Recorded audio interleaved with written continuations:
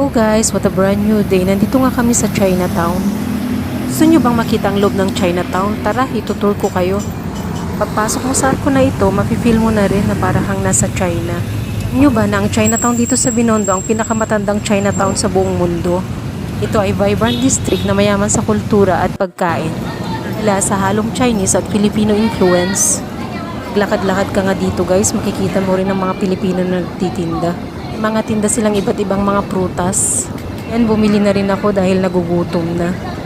Para may makain sa paglalakad.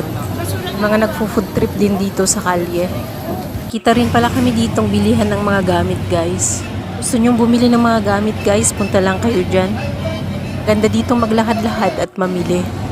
Mga sikat na restaurant din pala dito, ang daming tao sa loob. Mga siopaw at dumplings sila guys. Daming mga Chinese decoration sa kalsada. Ramdaman mo talaga ang Chinese vibe. Mga maliliit din palang mga tindahan dito ng pagkain guys. Mga sugar cane, siopaw, siomai, iba't ibang mga drinks. Ito naman tayo sa Ongping Street guys, kung saan ito ay kilala sa bilihan ng mga gold.